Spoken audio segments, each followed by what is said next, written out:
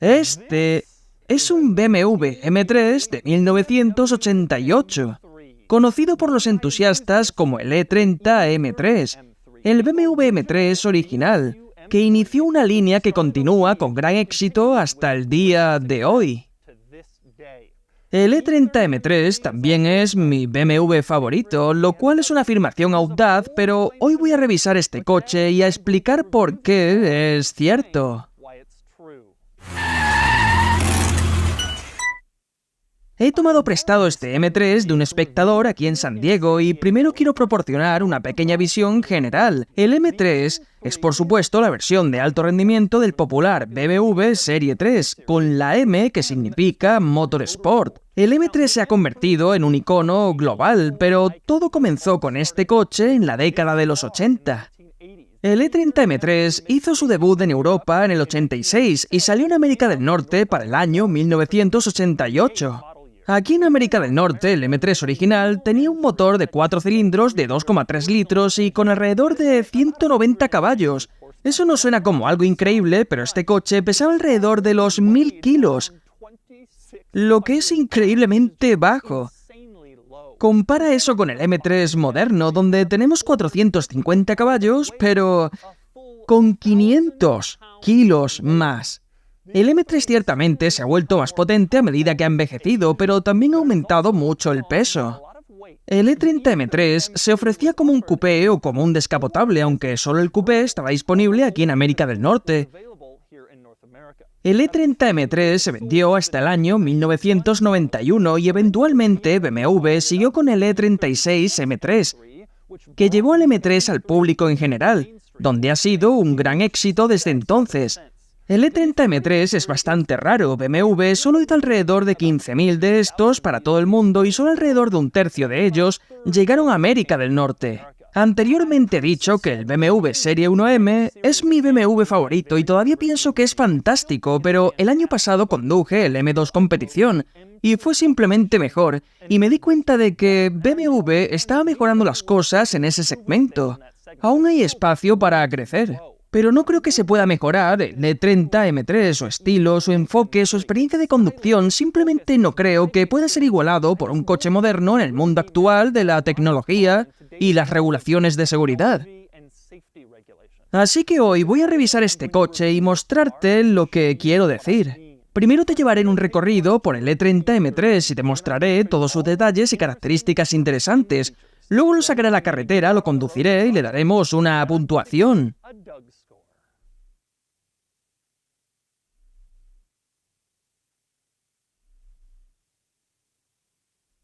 Bien, voy a empezar con los detalles y características del E30 M3 en el exterior y quiero hablar de una de mis cosas favoritas del E30 M3, y es cómo se veía. Me encanta el estilo del coche. Me gustan todos los coches cuadrados de los 80, pero las mejores realizadas sobre el Serie 3 regular son súper agradables. Los guardabarros ensanchados fueron probablemente lo mejor. Tenías este guardabarros delantero ensanchado que salía y hacía que el coche pareciera más musculoso. Nadie está haciendo guardabarros ensanchados simples como estos actualmente, pero fue una gran tendencia. Hizo que pareciera un coche de rally. También me gusta el alerón trasero. No soy fan de los alerones grandes y excesivos, pero este coche no tenía eso, solo este pequeño alerón de 3 o 4 pulgadas que daba una pista de lo que era. Otra cosa que me encanta del exterior en este coche era la insignia. Tenías una insignia M3 en el maletero, en la tapa del maletero, y también tenías una insignia M3 en la parrilla delantera, y eso era todo. No había pinzas de freno doradas con el logo M en las manijas, espejos, paneles y prácticamente en todas partes, como los modernos de ahora.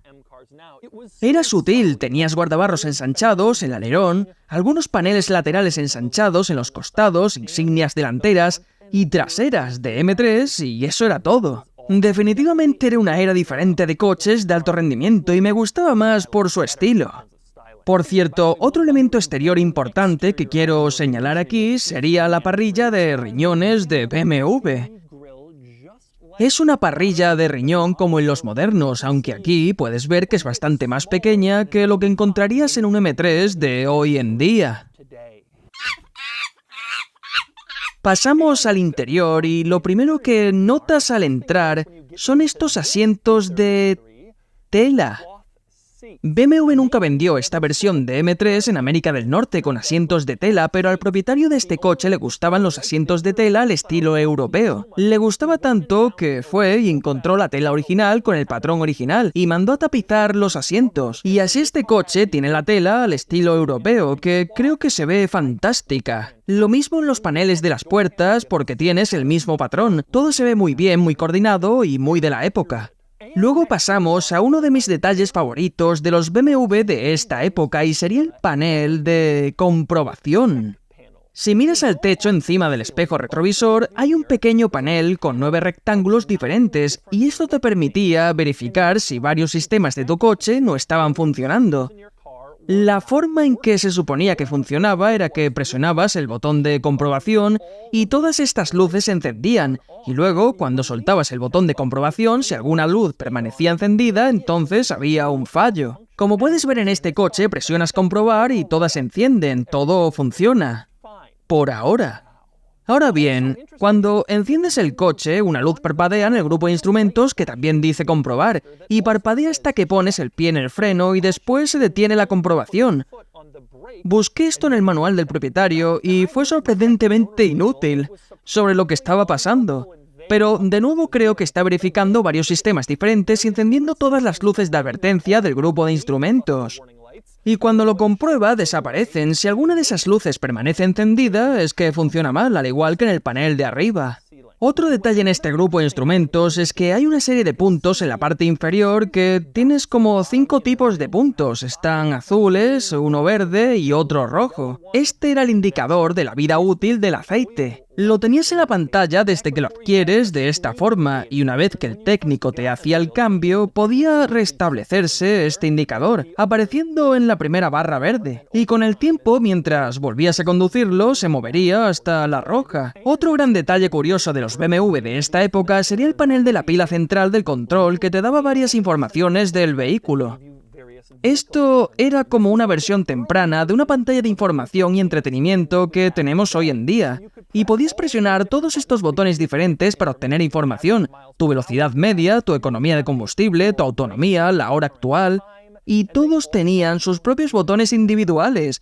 Fue una forma interesante de mostrar esa información, un precursor de los sistemas que tenemos hoy. Puede que te estés preguntando, ¿qué son exactamente esos botones en la parte inferior que dicen 1000, 100, 10 o 1? Yo también estaba muy confundido con eso, así que lo busqué en el manual del propietario y resulta que esos son los botones para configurar cosas como el reloj y la fecha. Por ejemplo, si estás ajustando el reloj y son las 7:30 p.m. o las 19:30 como dirían los alemanes, presionas el botón 1000 y luego presionarías el 100 9 veces y luego el resto con los botones de 10 y 1. Una forma interesante de hacerlo, pero así es como se hacía antes de las pantallas de infoentretenimiento. Hablando de los botones, hay otro artículo bastante interesante. Los botones de las ventanas eléctricas están en el centro y puedes ver que hay un botón separado para subir y bajar las ventanas. Esto es especialmente extraño porque nadie más estaba haciendo esto en ese momento. Muchos coches tenían ventanas eléctricas para 1988, pero usaban interruptores basculantes prácticamente como hoy en día.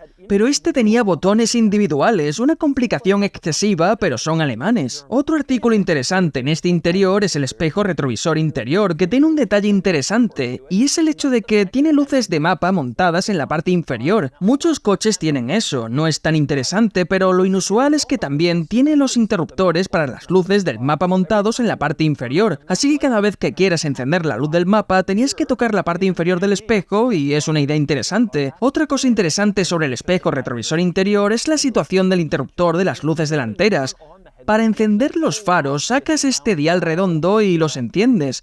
No es tan común para los coches más antiguos, pero no se ve muy a menudo. Una cosa inusual de este botón sin etiquetar junto al interruptor de las luces es que no parece tener ninguna función, al menos hasta que enciendes las luces. Luego queda claro que ese botón controla las luces antiniebla. Lo presionas y las luces se encienden para conducir con niebla. Y hablando de iluminación, tenemos que hablar de otro artículo interesante de iluminación en este coche, y estaría en la guantera donde este coche contiene una linterna. Puedes sacar la linterna de la guantera y usarla usarla si se te cae algo en el coche o si está oscuro y estás tratando de entrar en casa, pero no funciona. Este coche tiene más de 30 años y la bombilla se habrá quemado. Pero estaba ahí y era una idea bastante buena, especialmente en los días antes de la iluminación, donde las luces del coche permanecían encendidas durante un minuto después de apagarse y para que pudieras entrar dentro con seguridad. Tenemos otra cosa en la guantera bastante destacable. Este coche todavía tiene su etiqueta de venta original. Se vendió nuevo en 1988 por Berlín, Porsche, Audi en la hermosa Charlottesville de Virginia. El precio de venta de este M3 era un poco más de $35.000 cuando era nuevo y el propietario de este coche me dijo que pagó $36.000 por él.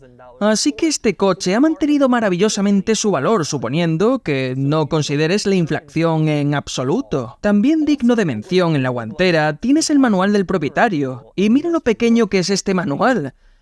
En los días antes de los sistemas de infoentretenimiento y las pantallas y controles de crucero y toda esa tecnología de seguridad moderna, esto era todo lo que necesitabas para explicar cómo usar un coche nuevo. Un poco difícil de creer, pero vale la pena señalar que este manual del propietario se aplicaba específicamente a la serie 3 en general. Si tenías un M3, también tenías un manual de propietario suplementario que explicaba otras características. Pero mi parte favorita es la primera página. La introducción dice: estimado conductor de BMW M3, el placer de conducir uno de los logros tecnológicos de más alta calidad de la industria automotriz moderna ahora será tuyo. Parece un poco exagerado para un coche que tenía un panel de comprobación para avisarte de si las luces de freno no funcionaban. Pero así es como lo presentaban. Y luego otro artículo interior que vale la pena señalar, y es puramente cosa Dodge. No sé si a alguien le importará, y es que este coche tiene la mejor sensación de palanca de señal de giro de cualquier coche que haya existido. La palanca de señal de giro se siente perfectamente ponderada y maravillosa, y me encanta activar las señales de giro en este coche. Cuando estoy conduciendo uno de estos, a menudo activo la señal, cuando no haya nadie, solo para sentir esa palanca. Probablemente solamente sea cosa mía, pero tenía que decirlo. Pasamos a la parte trasera y a los asientos del E30 M3, y para mí eso significa, por supuesto, subirme a ellos. Pero antes de hacerlo, una cosa interesante sobre entrar en los asientos traseros para acceder a ellos es que tiras de esta palanca de plástico que sale en el lateral de los asientos delanteros, y sucede algo interesante. El respaldo se inclina hacia adelante, pero la base del asiento delantero también sube un poco para proporcionar más espacio para acceder al asiento trasero y facilitarlo. ¿Funciona? Pues bueno, vamos a averiguarlo. Tiro de la palanca y de hecho lo es. Es bastante fácil llegar aquí, mucho más fácil que en otros coches de esta época. Sin embargo, cuando intentas volver a colocar el asiento en su lugar, bueno, ni siquiera hay suficiente espacio para engancharlo. Así que realmente no querrías transportar adultos en la parte trasera del M3. Y puedes ver por qué había demanda de BMW para crear un M3 sedán, lo cual hicieron para la próxima generación. En cuanto a los asientos traseros, como puedes imaginar, no hay mucho que destacar, pero hay algunos elementos que mencionaré. Uno es el hecho de que solo hay 2 asientos traseros, no tienes un tercer asiento. Además, los asientos traseros tienen bastante refuerzo. Tienen una cantidad sorprendente de refuerzo en estos asientos traseros para mantenerte fijo. Supongo que la idea era que podrías llevar pasajeros en el asiento trasero a la pista de carreras en tu M3. Sorprendentemente está bien reforzada, lo cual no se ve muy a menudo, especialmente en estos asientos. A pesar de las enormes ventanas de los asientos traseros, estas ventanas no se bajan. Así que si eres pasajero de los asientos traseros, no puedes bajar tu ventana, aunque puedes abrir la ventana con esta palanca en la parte trasera para ventilar. Pero no hace mucho para conseguir flujo de aire aquí atrás. Si quieres más aire en el asiento trasero, estás de mala suerte. La otra cosa que encuentro interesante sobre los asientos traseros serían los altavoces en este coche. Estos son los altavoces de fábrica y puedes ver que BMW ni siquiera intentó integrarlos en la moqueta de la repisa trasera como básicamente todos los demás. En cambio, están pegados ahí y se curvan hacia arriba al final, tal vez para proporcionar una mejor experiencia de sonido. Aún así, no son las cosas más bonitas si quieres una repisa trasera limpia. Y luego pasamos al maletero del M3, donde hay un par de cosas que vale la pena mencionar. Para abrirlo, presionas este agujero de llave y luego se abre hasta esta posición, para hacer después el resto. Cuando abres el maletero, una de las cosas interesantes que te das cuenta es que la altura de carga es de locos, porque las luces de freno tenían que quedarse en su sitio y supongo que no querían que la matrícula subiera con el maletero.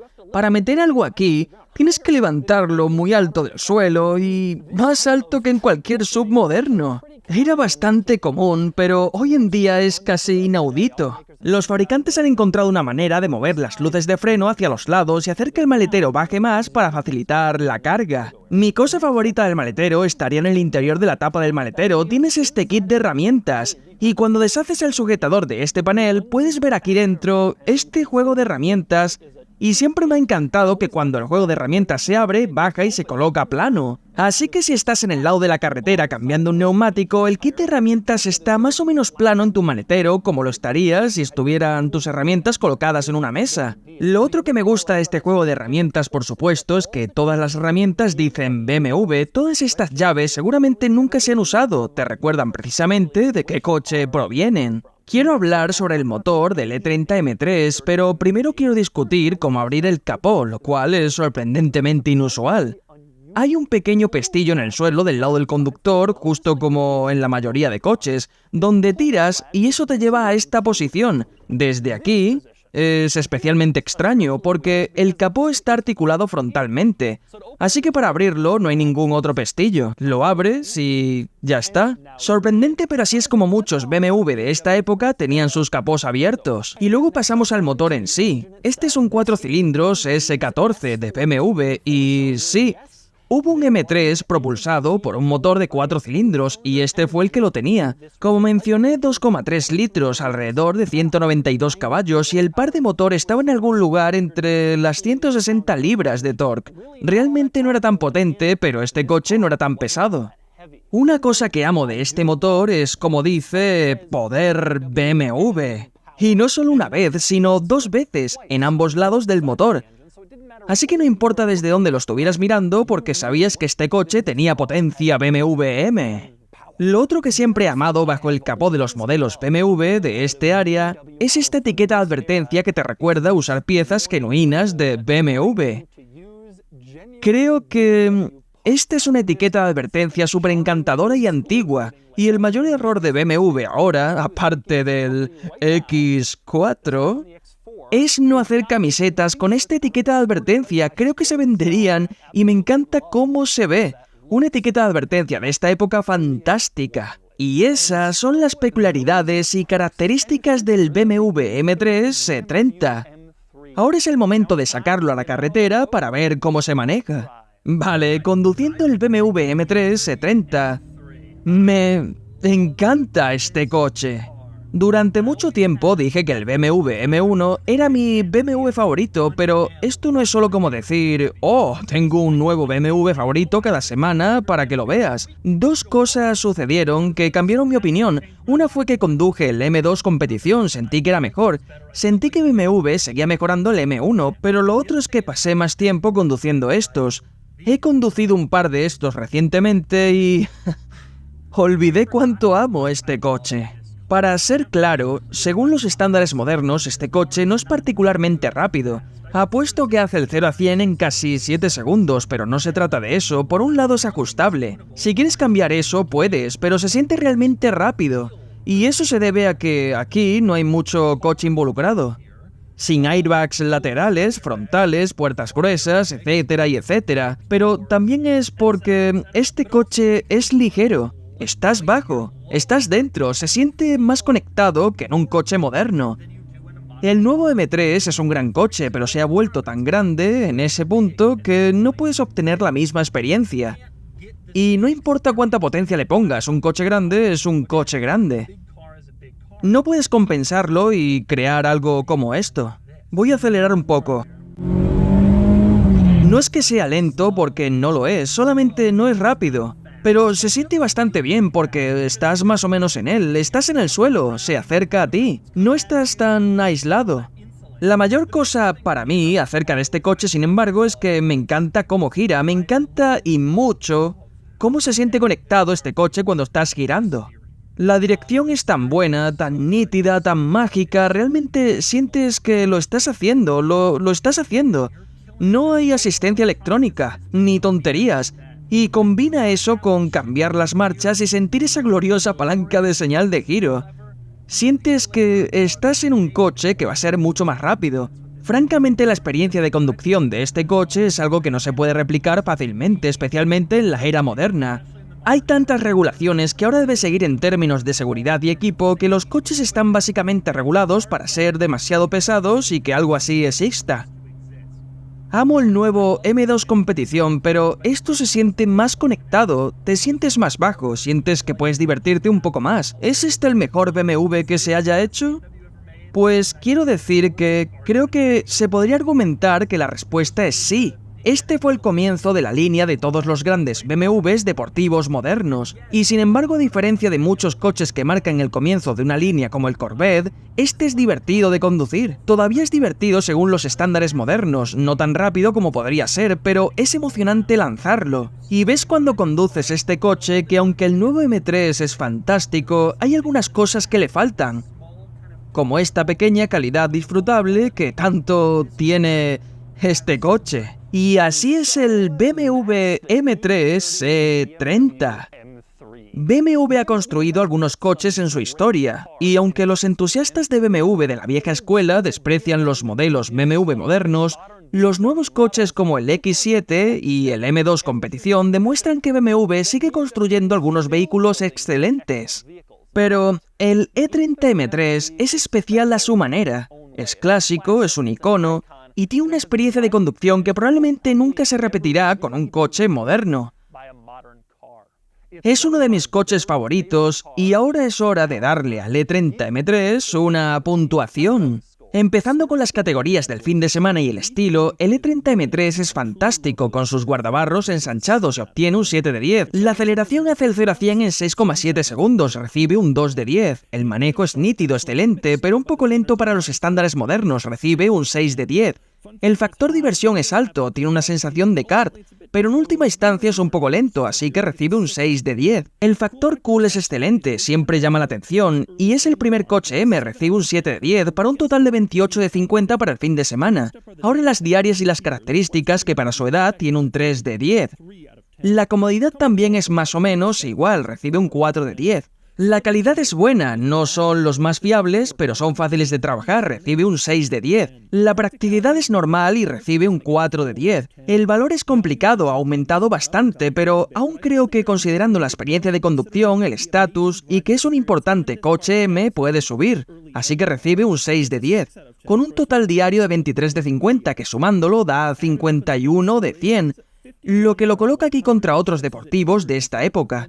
Los competidores más cercanos en esta lista son el Delta Integrale y el 190e.